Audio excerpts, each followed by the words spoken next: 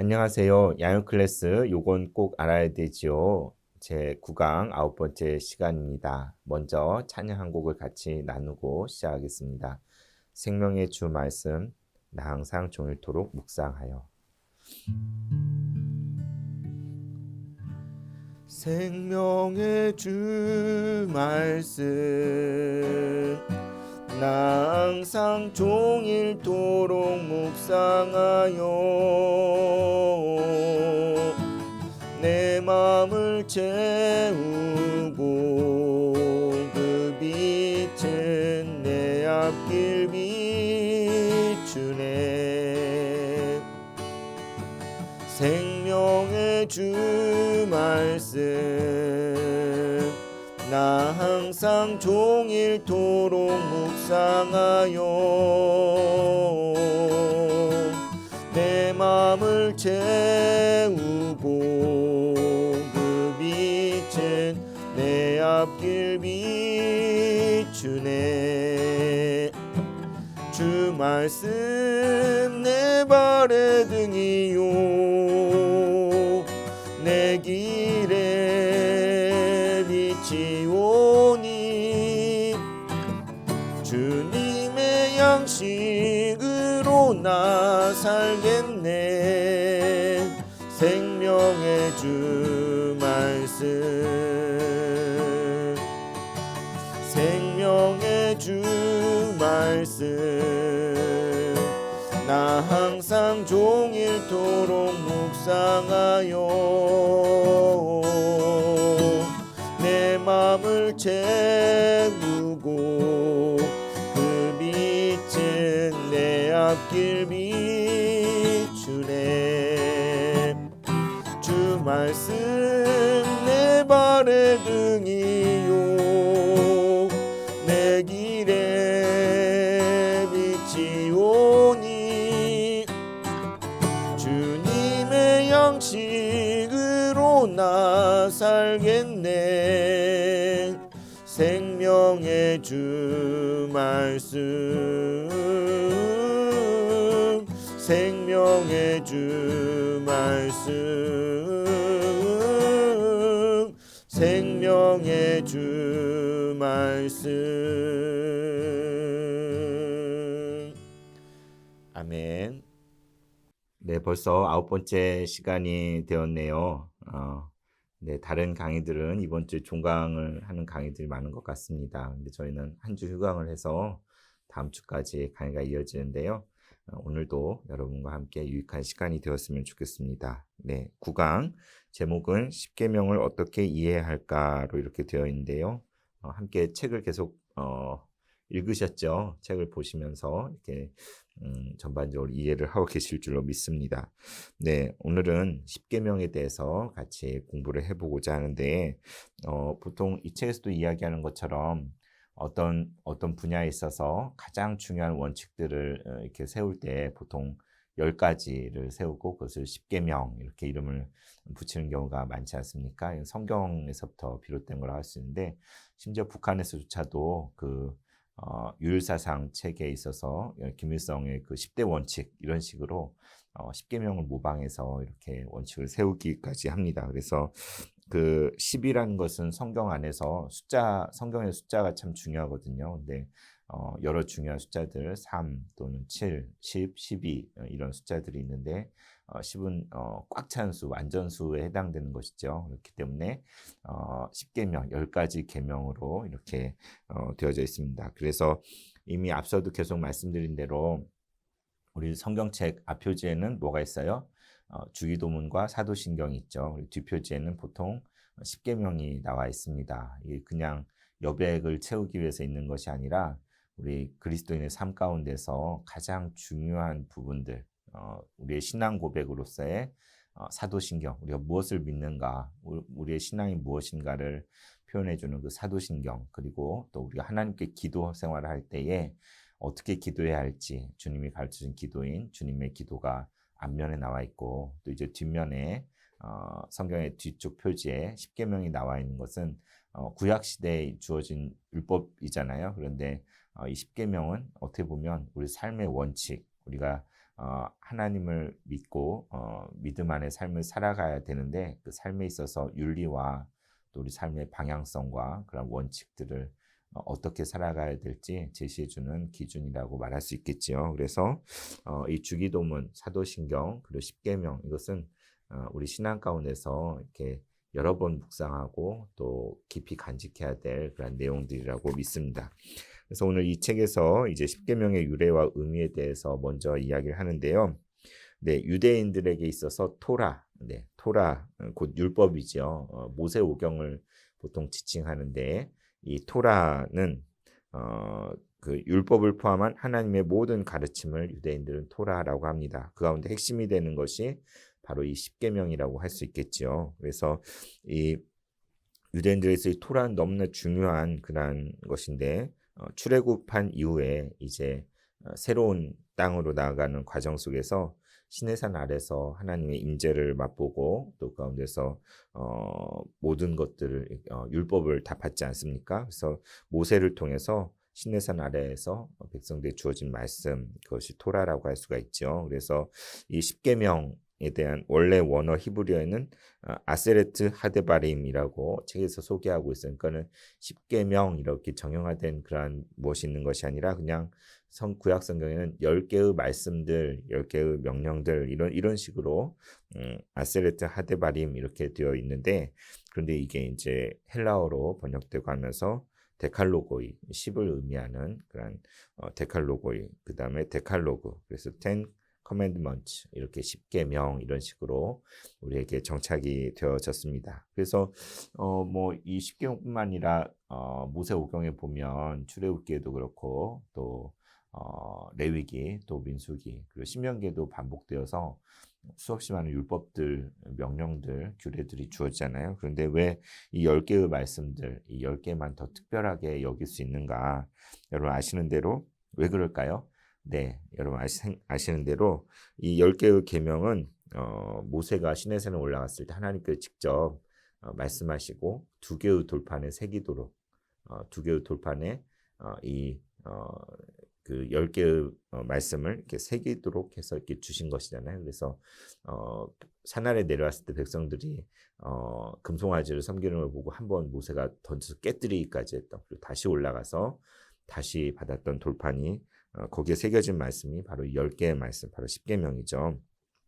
그래서 유대인들은 십계명을 토라의 613개 계명의 축약이라고 이렇게 이해를 하고 있습니다. 거기에는 284개의 긍정적인 명령과 365개의 부정적인 명령이 있다고 이 책에서 얘기해주고 있잖아요. 그죠? 284개는 제가 세보진 않았지만 인간의 뼈 마디수가 284개라고 이야기하고 있고 또 1년이 365일인 것을 의미를 부여해서 그래서 613개의 계명이다라고 유대인들은 아직도 이렇게 받아들이고 있습니다. 그래서 이 십계명 이 본문이 성경 속에 어디에 나오느냐 두 군데 나오는 걸 아시죠? 네.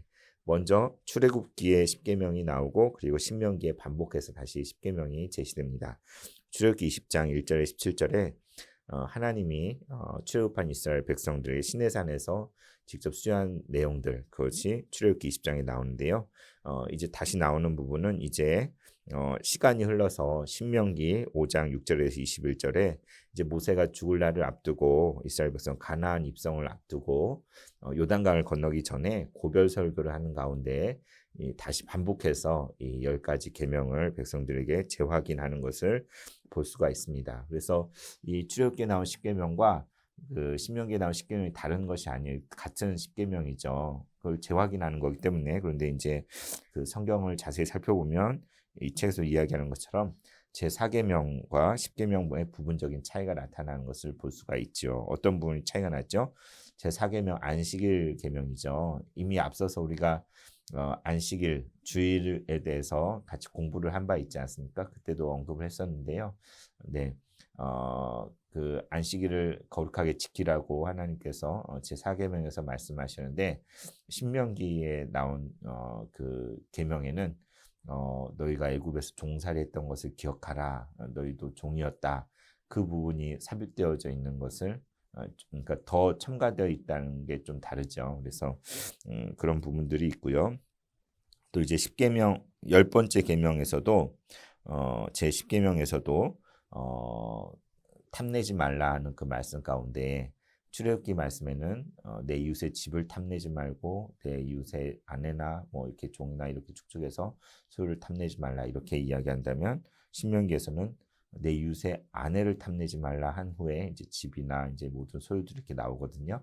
그러니까 순서가 출애굽기는 집, 아내, 모든 소유 이렇게 나온다면 신명기는 아내, 집, 모든 소유 이런 식으로 배열이 조금 차이가 있는 것을 알 수 있습니다. 어쨌든 그 계명은 내 이웃의 아내든 집이든 모든 소유를 탐내지 말라 하는 그 말씀인 것이죠. 그래서 구약 성경 속에서 한 번이 아니고 두 번에 걸쳐서 그러니까 이제 애굽을 막 나왔을 때 시내산에서 처음 이 10가지 계명이 주어졌고 이제 약속의 땅 가나안에 들어가기 직전에 그 신명기에서 다시 한번 이 말씀이 이스라엘 백성들에게 재확인 차원에서 주어졌다는 것을 우리 성경에서 확인할 수가 있습니다. 네, 그런데 그러면 네, 또 재밌는 것이 이제 이 10계명 10개의 계명이잖아요. 근데 이것을 구분하는 방법이 다 다른 거예요. 우리 개신교와 동방정교회 그리고 또 유대교 그리고 또 로마 카톨릭이나 성공회 루터교에서 10계명을 이렇게 카운트하는 이렇게 헤아리는 그 방식이 다 조금씩 달라요. 네. 아니 그 다 똑같아야지 왜 이렇게 다를 수가 있나 하실 수 있을 텐데 조금씩 다릅니다. 어느 부분이 다른지 맨 앞부분과 맨 끝부분에서 그런 차이가 나타나는데요. 먼저 우리가 알고 있는 개신교 10계명과 비교해서 볼 때에 이제 유대교에서 말하는 그 10계명은 사실 출애굽기 20장 1절에서 2절, 특별히 2절이 서원 부분으로 우리는 이해를 하고 있는데 유대인들은 이 출애굽기 20장 1절 2절을 제1계명으로 그러니까 2절을 제1계명으로 여겨요. 그러니까 서원이라고 우리가 여기는 부분을 1계명으로 여깁니다. 그러면 나머지 9개가 되잖아요. 그죠? 그런데 이제 우리가 알고 있는 제1계명과 2계명 그러니까 나 외에 다른 신을 내게 두지 말지니라와 자기를 위해 새긴 우상을 만들지 말고 그에 절하지 말고 섬기지 말라 하는 그 1계명과 2계명을 하나의 계명으로 이해를 하고 있습니다. 그 이후에 3계명부터 10계명까지 똑같이 우리가 아는 것과 똑같이 이해를 하고 있거든요. 그래서 유대교와 우리가 아는 그 10계명의 차이가 서원 부분을 1계명으로 삼고 있다는 것, 유대교는. 그리고 우리의 1계명과 2계명을 하나로 보고 있다는 것, 그 차이가 있다고 할 수 있겠죠. 그렇다면 우리 개신교 신앙에서 말하는 10계명과 로마 카톨릭 등이 말하는 10계명과 또 어떤 차이가 있을까요? 네, 그것도 이 책에 잘 설명해 놨는데 네, 똑같이 서원은 서원으로 보고 있어요. 그 다음에 이제 앞부분과 뒷부분에서 이제 조금 다른 거예요. 그러니까는 유대교처럼 로마 카톨릭에서는 우리의 1계명과 2계명을 하나로 1계명으로 이렇게 보고 있고 그리고 마지막에 우리가 아는 10계명, 10번째 계명을 그걸 쪼개 가지고 9계명과 10계명으로 이렇게 배열을 해서 이해를 하고 있습니다. 복잡하게 여겨질지 모르겠는데 한번 이렇게 성경을 펼쳐 보시면서 어느 부분인지 이렇게 확인해 보시면 좋을 것 같은데 근데 좀 이제 이 로마 카톨릭 좀 문제되는 것이 이제 가령 출애굽기 본문을 가지고 10계명을 삼는다면 제 9계명이 내 이웃의 집을 탐내지 말라고 10계명이 내 이웃의 아내나 뭐 종이나 이렇게 쭉 해서 모든 소유를 탐내지 말라 이렇게 되잖아요. 그죠? 근데 신명기는 아까 배열 순서 다르다고 했잖아요. 내 이웃의 아내를 탐내지 말라가 먼저고 그 다음에 내 이웃의 집이나 이렇게 뭐 토지나 이렇게 막 무슨 모든 소유를 탐내지 말라가 뒤에 이렇게 나오잖아요. 그죠? 그러니까는 어떡합니까? 출애굽기를 기준으로 하면 9계명이 내 이웃의 집을 탐내지 말라인데 신명기를 기준으로 하면 내 이웃의 아내를 탐내지 말라가 되는 거잖아요. 그죠? 그러니까 좀 애매한 부분이 있습니다. 그래서 우리가 아는 것처럼 그 90계명을 그러니까 10계명 10번째 계명을 둘로 나누는 것은 조금 제 생각에는 좀 이상하다라고 이렇게 여겨지고요. 그리고 1계명과 2계명을 이렇게 합한 부분도 좀 이해가 가긴 가시죠. 이게 이렇게 나 외에 다른 신을 섬기지 말라와 자기를 위하여 다른 우상을 새기지 말고 만들지 말고 절하지 말라고 하는 게 같은 맥락일 수가 있잖아요. 어떻게 보면 앞에 말은 대전제이고 이제 그다음 우상에 대한 이야기는 그 구체적인 실행에 대한 부분이라고 본다면 그걸 또 하나로 묶을 수가 있을 수 있는데 이와 같이 우리가 알고 있는 그 십계명의 그 구분법이 유대교나 또 우리 개신교나 또는 로마 가톨릭에 약간씩 차이가 있다는 것. 그렇다고 그 내용 자체가 다른 건 아니잖아요. 그 구절 성경의 본문 자체가 다른 건 아니고 그것을 이제 카운트하는 방식이 조금씩 차이가 있다는 것. 그래서 이제 이 구분법을 먼저 봤고요. 이제 십계명 본문 자체를 한번 같이 살펴보면 네, 여기 1절, 2절 하나님이 이 모든 말씀으로 말씀하여 이르시되 나는 너를 애굽 땅 종되었던 집에 인도하는 내 하나님 여호와니라. 이게 이제 서언이잖아요. 그죠? 십계명을 시작하는 첫 도입 부분인데 그런데 이제 유대교에서는 이것을 일계명으로 여긴다고 하지 않았습니까? 왜 그럴까요? 이것이야말로 어떻게 보면 십계명을 말하는 데 있어 빼놓을 수 없는 대전제와 같은 것이기 때문에 일계명으로 삼고 있다고 생각할 수 있는 것이죠. 마찬가지로 시편에서도 표제어가 있는데 우리는 그 표제어 그다음부터 본문부터 1절, 2절 하는데 유대교에서는 그 표제어 자체가 1절을 하고 이제 본문이 2절부터 이렇게 되어지거든요. 그래서 이제 뭐 표현하는 방식이 다른 것인데 근데 여기서 참 중요한 것은 하나님께서 이 10개의 계명 말씀을 주실 때에 그것을 그냥 던져주시는 것이 아니라 자신이 누구인지 자신과 하나님 자신과 이스라엘 백성의 관계가 어떠한 관계인지를 먼저 선포하시면서 시작한다는 것이죠. 그러니까 하나님은 누구시냐? 이스라엘 백성 애굽 땅 종되었던 지에서 인도하여 내신 그들의 하나님 여호와 그 입장에서 내가 이 10가지 계명을 너에게 주노라 이렇게 말씀하신 거잖아요. 그러니까 이것이야말로 이스라엘 공동체의 자기 정체성 그리고 대전제라고 말할 수 있는 중요한 부분이라고 할 수 있겠죠. 그리고 이제 3절에 있는 것처럼 제1계명은 너는 나 외에는 다른 신들을 내게 두지 말라. 이렇게 다른 신을 유일하신 하나님 절대적인 그러한 우리 성경 번역에서도 하나님으로 이렇게 번역을 했잖아요. 그죠? 이렇게 God이라고 된 그 하나님 이렇게 한 것처럼 유일하신 분 바로 그분을 왜 다른 신을 내게 두지 말라라고 1계명에서 말하고 있습니다. 이 책에서도 1계명, 2계명 그리고 그러니까 주요한 계명 중에 언급할 만한 것들 이렇게 설명하고 있는데 그걸 좀 참고해 보시면 좋을 것 같아요. 그다음에 4절에서 6절까지가 제2계명이라고 할 수 있는데 너를 위해 새긴 우상을 만들지 말고 또 위로 하늘에 있는 것이나 아래로 땅에 있는 것이나 땅 아래 물속에 있는 것을 어떤 형상도 만들지 말며 그것들에게 절하지 말며 그것들을 섬기지 말라. 이게 2계명인 거죠. 2계명. 그리고 5절은 5절에 이제 그 이어지는 부분은 그러면서 하나님 그 이유를 이야기하시죠. 내 하나님 여호와는 질투하는 하나님인즉. 네.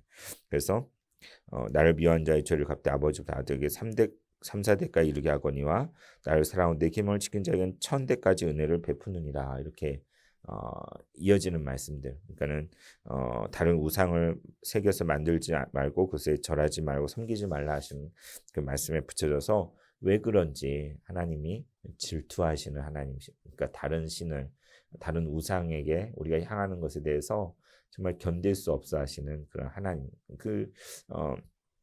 그래서 그러니까 다른 우상을 섬긴다는 것은 하나님을 미워하는 죄라고 여기서 말하고 있는 것이죠. 그래서 그들에게 3, 4대까지 이렇게 죄를 갚아줄 것이고 또 나를 사랑하고 내 계명을 지킨 자는 1,000대까지 은혜를 베푼다. 여기서 3, 4대 이거 참 이게 3대, 4대까지 가다니 이거 정말 끔찍하다 이렇게 생각할 수 있는데 그 다음에 이어지는 구절이 1,000대까지 이렇게 복이 이르게 하겠다라고 말씀합니다. 그래서 성경에 아주 관습적으로 이렇게 하나님 말씀 가운데 대비되는 말씀으로 3, 4대까지, 1,000대까지 이게 관용적으로 나오는 표현이에요. 그러니까는 1,000대를 여러분 헤아릴 수가 있어요.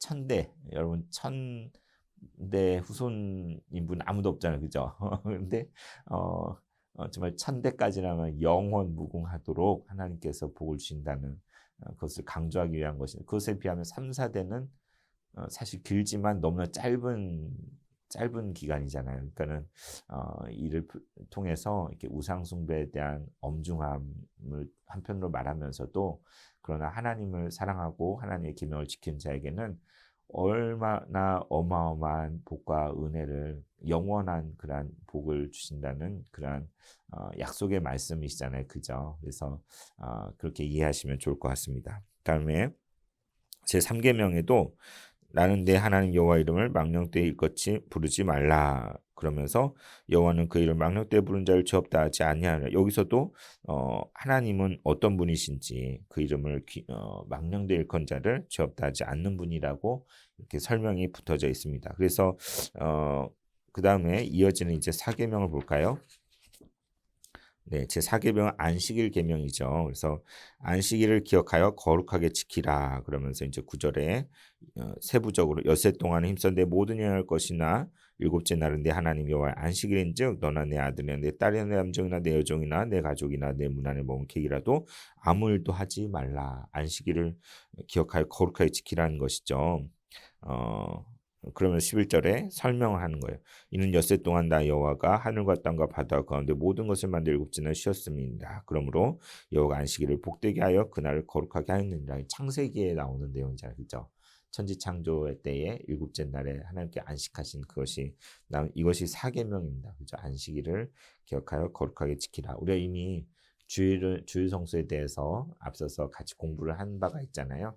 그때 안식일에 대해 많이 이야기를 나누었는데 이거는 이제 출애굽기 본문이에요. 그죠? 근데 이제 신명기 본문에는 여기에 이제 애굽에서 종살이했던 것을 기억하라라는 말씀이 덧붙여 있는 것을 알 수가 있습니다. 그래서 이와 같이 1계명부터 4계명까지가 대신계명, 그러니까 하나님과의 관계성 속에서 명령하시는 하나님이 어떠한 분이시기 때문에 우리에게 요구하시는 그러한 대신계명이라고 한다면 그 12절에 이제 5계명까지를 대신계명으로 말하기도 하고 대인계명으로 말하기 이게 좀 애매해요. 그러니까는 이 책에서 얘기한 것처럼 내 부모를 공경하라 이것은 이제 연결고리 그러니까 앞에 대신계명과 뒤에 대인계명의 연결고리라고 할 수도 있겠죠. 그래서 내 부모를 공경하라. 그렇게 할 때에 내 하나님 여호와가 내게 준 땅에서 내 생명을 길리라. 그러니까 약속 있는 첫 계명이라고 이야기할 때 이 5계명을 이야기합니다. 그러니까는 너가 내 하나님 여호와 부모를 공경한다면 내 하나님 여호와가 내게 준 땅에서 너의 생명이 길 것이다. 장수의 복을 줄 것이다라고 되어져 있는데 이 책에서도 말하는 것처럼 그래서 공경하라라는 표현은 하나님께만 쓸 수 있는 표현, 그러니까 하나님께 경외하는 그때만 쓰는 표현을 부모에게 해당되게 이렇게 명령하셨다는 것, 이게 참 중요한 포인트 중에 하나라고 여길 수 있는 것 같아요. 그래서 사실 부모는 자식들에게 하나님을 비춰주는 거울이 아니겠습니까? 이렇게 낳으셨잖아요. 낳아주고 자식을 낳고 그를 사랑하고 품고 희생하고 돌보고 그를 위해서 헌신적으로 자기의 모든 것을 내어준 게 부모 아닙니까? 그래서 그 부모에게 자녀가 마땅히 행해야 하는 것처럼 하나님의 자녀인 하나님 백성 우리가 하나님께 어떻게 해야 되는지 거꾸로 생각할 수도 있는 거죠. 그래서 그냥 단순히 유교 윤리로 인해서 이렇게 부모의 효도하라가 맞는 게 아니라 성경은 부모를 공경하라, 그러니까 하나님을 섬기듯 부모를 섬기라라고 이렇게 말씀하고 있습니다. 그리고 이어지는 13절, 14절, 15절 살인하지 말라, 간음하지 말라, 도둑질하지 말라, 내 이웃에 대하여 거짓 증거하지 말라. 이 참 짧아서 좋죠. 짧아 좋지만 그 안에 참 깊은 의미들을 담아낼 수 있는 것 같아요. 그래서 그 토라에 있는 여러 가지 다양한 그 세부적인 계명들은 이 13, 14, 15절 이 계명 구절들의 해설이라고도 할 수 있고 그것을 세분화된 지침이라고 말할 수도 있겠죠. 그다음에 17절 내 이웃의 집을 탐내지 말라. 출애굽기는 집이 먼저 나오고 그 다음에 내 이웃의 아내 그리고 그의 남종이나 그의 여종이나 그의 소나 그의 낙이나 물론 내 이웃의 소유를 탐내지 말라. 이 탐내지 말라라는 말씀이 10번째 계명인데 바울이 정말 내가 죄가 없다라고 생각했는데 곰곰이 생각해 보니 탐내지 말라는 이것의 이건 내가 그렇지 않을 수가 없는 그런 존재라는 것. 그래서 나는 원천적으로 정말 하나님의 율법을 깨뜨린 자구나라는 걸 깨닫게 하는 그러한 구절로 이 10번째 계명을 이렇게 바울이 드는 것을 우리가 볼 수가 있는데 이와 같이 10계명은 하나님을 향한 계명, 그다음에 사람을 향한 계명 이렇게로 나누어질 수가 있겠죠. 두 개의 돌판에 이걸 새겼잖아요. 하나의 돌판이 아니고 그것도 의미가 있는 것 같아요. 그래서 그리고 또 여기에 보면 다 어떻게 끝나요? 긍정적인가요? 부정적인 거죠. 그러니까 원망하지 말라, 원망하지 말라, 다른 신을 내게 두지 말라, 새긴 우상을 만들지 말라, 망령되 일컫지 말라, 그리고 뭐 살인하지 말라, 간음하지 다 말라잖아요, 그죠? 조금 긍정적인 표현은 4계명과 5계명에 있어요. 안식일을 기억하여 거룩하게 지키라. 그다음에 내 부모를 공경하라. 이 부분에서는 좀 긍정적인 표현이라면 나머지 것들은 하지 말라 이렇게 되다 보니까 유대인도 어쩌면 여기서도 안식일을 지키는 것에 있어서도 금지의 차원에서 여기서도 이제 사실 일곱째 날에 안식일인데 아무 일도 하지 말라 이런 대목이 있잖아요. 그래서 그 부분을 부각시켜서 안식일을 지켰지 않았나 이렇게 생각할 수가 있을 것 같습니다.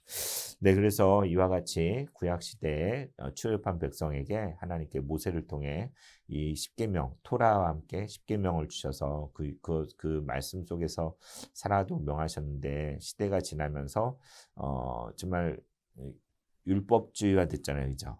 그 단어와 자구에 이렇게 매달리는 그런 율법주의화된 그러한 것들을 추구한 이들이 이제 바리새인들이라고 할 수가 있는데 예수님이 이 땅에 오셨을 때 이 십계명 율법과의 관계를 이 책에서 언급하고 있는데요. 예수님의 율법 즉 십계명에 대한 태도와 해석이 무엇이었냐라고 볼 때 예수님께서는 그 계명이 지니는 본래의 의미를 추구하셨다. 그리고 율법주의 안에 들어있는 일체의 허위와 위선을 폭로하는 방식으로 말씀을 하셨다고 저자는 이야기하죠. 그래서 마태복음 5장에서도 산상수훈인데요. 옛사람에게 말한 바 이러이러하였으나 너희는 그걸 들었으나 나는 너에게 이르노니 하면서 풀어서 그러니까 살인하지 말라 들었으나 나는 너에게 이르노니 형제를 향하여 나가라 하는 자마다 정말 살인한 자다. 진짜 정말 칼을 들고 사람을 찔러서 죽이는 그것만 이제 살인이라고 생각하고 나는 누굴 죽인 적이 없어 하지만 마음으로 누군가를 업신여기고 깎아내리고 증오하고 그러한 모든 것들이 사실은 살인의 연장선 그 같은 맥락 속에 있는 것이라고 우리 주님께서 밝혀주셨잖아요. 그리고 또 마태복음 22장에 보면 가장 큰 계명이 무엇입니까? 라고 물었을 때에 마음과 뜻과 힘을 다해서 내 하나님을 사랑하라라고 하였고 또 내 이웃을 내 몸과 같이 사랑하라 레위기에 나오는 말씀이죠. 그래서 하나님 사랑과 이웃 사랑으로 이렇게 우리에게 제시해 주셨잖아요. 근데 참으로 정말 십계명 두 돌판이잖아요. 하나님을 향한 하나님 앞에서의 어떤 계명과 또 사람들을 향한 사람들 앞에서의 계명으로 나누어져 있는데 이것을 정말 적극적인 방식으로 그러니까 뭐 안 하면 되고 뭐 안 하면 되고 뭐 안 하면 되고가 아니라 그 하나님을 온 마음과 뜻과 힘을 다해서 사랑하고 경외하고 하나님 앞에 나아가고 또 더불어 살아가는 지체들, 형제들을 사람들을 정말 내 자신과 같이 아끼고 사랑하는 것. 그냥 뭐 안 하고 뭐 안 하고 안 하고가 중요한 것이 아니라 정말 더 그들을 위해 내 목숨까지 내어줄 수 있는 그러한 자리로까지 우리 주님은 제시를 해주신 것이죠. 또 마가복음 7장에 부정한 음식에 대한 논쟁이 나오는데 먹는 것에 대한 더러움, 이런 것을 따지는 그들을 향해서 사람의 속에서 나오는 것이 사람을 더럽게 한다라고 우리 주님께 말씀하시고 또 마태복음 5장에서 예수님은 자신이 온 것은 율법을 폐하러 온 것이 아니라 완성시키러 오셨다라고 이렇게 말씀하십니다. 진정 예수님은 각 계명에 잃어버린 그 본래의 의미들을 우리에게 풀어서 말씀해 주셨고 또 우리가 율법주의적인 모습으로 치우칠 때 그 안에 있는 허위와 위선이 어떤 것인지를 드러내 보여주시는 분이십니다. 그래서 사도 바울은 로마서 13장에서 사랑이야말로 율법의 완성이다라고까지 우리에게 가르쳐주고 또 우리가 율법을 완성하는 그 삶을 어떻게 살 수 있느냐 그리스도의 영을 따라 행하는 삶으로 살아갈 때 그것이 가능할 수 있다라고 이 책에서는 이야기해주고 있지요.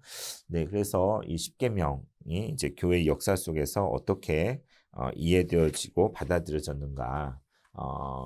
네, 먼저 고대 교회에서는 이 십계명의 핵심을 앞서 말씀드린 대로 하나님 사랑과 이웃 사랑으로 이렇게 파악을 했다는 거예요. 지금도 우리가 그렇게 파악을 하잖아요. 그리고 옛 계약의 율법과 새로운 그리스도의 법을 서로 대비시키면서 그러니까 우리가 올드 테스타먼트, 뉴 테스타먼트, 구약과 신약으로 말하는 것처럼 정말 십계명의 부정명령, 뭐뭐 하지 말라 하는 그러한 차원에서 머무는 것이 아니라 정말 그리스도 안에서 이제 적극적으로 온 마음과 뜻을 다해 사랑하고 내 몸과 같이 사랑하는 그러한 자리로 예수님께서 새 계명을 너에게 주노니 너희가 서로 사랑하라 말씀하셨잖아요. 그래서 사랑이야말로 온 율법의 완성이다. 이게 다 이어지는 말씀인 것이죠. 그랬었는데 이제 중세교회 때 이 십계명을 어떻게 활용되었느냐? 율법적인 적용점이 더 강해져서 고해성사 가운데 죄를 이렇게 고백하고 이렇게 사죄하는 그런 참회를 위한 거울로서 이 십계명을 활용을 했다라고 책에서는 얘기하고 있습니다. 그런데 이제 종교개혁자들 루터와 칼빈에 대해 소개가 되어져 있는데요.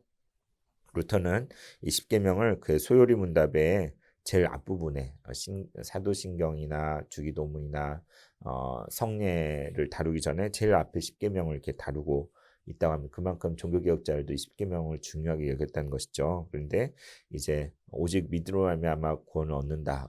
이신칭의를 루터가 얘기했잖아요. 그래서 어떻게 보면 십계명도 율법을 대표하는 십계명도 죄를 지적하는 몽학 선생으로서 우리가 정말 우리가 죄인이구나라는 걸 깨닫게 되고 또 하나님 앞에 그 은혜로 오직 믿음으로 나아가게 만드는 그러한 인도자로서 이 십계명을 해석했고 그렇다고 해서 반율법주의 그러니까 율법 다 필요 없어 율법 폐기론처럼 반율법주의에 대해서는 그건 아니다라고 비판을 했다고 합니다. 루터는 그런 입장이었다면 이제 칼빈을 볼까요? 칼빈은 이 십계명을 그 요리문답서에서 먼저 신조를 다루고 그 다음에 이 십계명을 다루고 또 주기도문을 다루고 신조 다음으로 이것을 위치시켰는데요. 왜 그랬을까요? 네, 이게 참 이제 설명해 드릴게요. 그래서 칼빈은 루터와 이제 좀 다르게 이제 이 십계명은 하나님이 우리를 구원해 주신 그 구원의 선물에 대한 인간의 감사의 응답으로서 이 십계명을 받아들였고 또 이제 구원받은 이후에 그 그리스도인이 성화되는 과정 정말 신실한 성도의 삶을 살아가는 데 있어서 이 십계명이 중요한 교육적인 기능을 하고 있다. 그렇기 때문에 삶의 윤리적인 원리로서 이 십계명을 제시하고 있는 거죠. 그러니까 그걸 그대로 다 지켜야 된다는 뜻은 아니고 이제 거듭난 그리스도인이 됐다면 삶 속에서 이 십계명의 정신을 실천하며 살아야 된다라고 말하고 있는. 그러니까 왜 순서가 이렇게 루터와 칼빈이 다른지 이해 가셔요? 그러니까 루터는 율법이 먼저 오고 그의 몽학 선생이 되어서 나는 죄인이구나라고 깨달았을 때 이제 예수 그리스도를 통한 오직 믿음으로 말미암아 구원을 받기 때문에 율법이 먼저 십계명이 먼저 나오고 그 다음에 사도신경이 나오는 거예요. 그죠? 그에 반해 이제 칼빈은 신조 다음에 이 십계명이 나온다는 것은 믿음으로 말미암아 구원을 얻었어요. 그러니까 신앙 고백을 한 이후에 신앙 고백을 하는 그 그리스도의 삶의 원칙으로서 이 십계명을 적용하고 제시하고 있는 거예요. 이해 가시죠? 같은 십계명인데 십계명 다음에 신조냐, 신조 다음에 십계명이냐에 따라서 해석하는 맥락, 그걸 받아들이는 맥락이 조금 다를 수 있어요. 우리는 두 가지를 다 이해할 수 있는 부분이잖아요. 그죠? 우리가 율법으로 구원받는 것이 아니라 믿음으로 하며 구원받는다는 것. 그래서 내가 이 말씀 앞에서 난 정말 죄인입니다 라고 고백하게 만드는 것이 십계명인 게 맞고 또 그러면서 동시에 우리가 구원받은 이후에 그럼 뭐 내 몸대로 이제 살아도 돼 이게 아니라 하나님 말씀대로 하나님의 우리에게 가르쳐주신 그 원리대로 이 십계명도 사실 출애굽한 백성 구원받은 이스라엘 백성에 주신 그런 율법이고 그들이 가나안 땅에 살아갈 때 삶의 원칙으로 주신 거잖아요. 그런 맥락에서 이 두 가지를 다 우리가 수용할 수 있고 받아들일 수 있다고 여겨집니다. 이제 마지막으로 오늘날 십계명의 의미에 대해서 이 책에서 이야기하고 있는데 그것을 단순히 정말 구약 시대 이제 유대인들에게 주어진 그 율법으로만 우리가 받아들일 것이냐, 이것을 무조건적으로 적용을 한다는 건 참 쉽지 않은 거잖아요, 그죠? 그래서 가령 뭐 이슬람에서 뭐 도둑질한 자의 손을 자른다든지 막 그런 식으로 이렇게 처벌하고 강제하고 그런 식으로 이 십계명을 적용할 수는 없습니다. 그럼에도 불구하고 이 십계명이 말하는 그 본질적인 의미에 대해서 치열한 고민이 필요하다고 저자는 이야기하고 있습니다. 왜냐하면 여전히 이 십계명은 우리의 신앙과 삶의 방향과 원칙을 제시해주는 중요한 기준이라고 할 수 있고요. 또 단순하게 인간적인 윤리, 도덕, 규범으로 축소할 수 있는 것이 아니다라고 이 책에서는 이야기하고 있습니다. 그래서 십계명을 우리는 하나님과의 살아있는 그 생생한 관계 속에서 그 각각의 계명이 10가지 주신 그 계명이 지금 이곳 우리의 삶의 현장 속에 어떤 의미를 지니고 있는지 정말 치열하게 묻고 해석해야 한다라고 저자는 말하고 있죠. 예수님께서 계명의 의미를, 그 본질적인 의미를 우리에게 다시 가르쳐 주시고 또 그 뒤에 숨는 위선이나 그런 허위를 다 폭로하셨던 것처럼 정말 우리는 그저 이렇게 뭐뭐 하지 않는 자리에 머무르는, 그냥 이것을 지켰다 하는 것에 머무는 것이 아니라 이제 변화된 그리스도인으로서 정말 하나님을 온전히 예배하고 사랑하고 또 이웃에게 나 자신을 내어줄 수 있는 율법의 완성을 인 사랑으로 나아가는 그러한 모습으로 그것의 배경이 되는 것이 십계명이라고 할 수 있겠죠. 그래서 마지막으로 책을 한 권 소개하면 디트리 본헤퍼의 나를 따르라라는 책이 있는데요. Follow me, 누가 말씀, 예수님께서 나를 따르라. 산상수훈에 제가 대학생 때 그 선배가 그냥 이제 저의 성향을 보고 야 너는 본헤퍼의 나를 따르라라는 책을 한번 읽어봤으면 좋겠다, 너한테 맞을 것 같다. 그래서 어렵더라고요. 어렵긴 했는데 근데 참 도전을 많이 받았던 것 같아요. 정말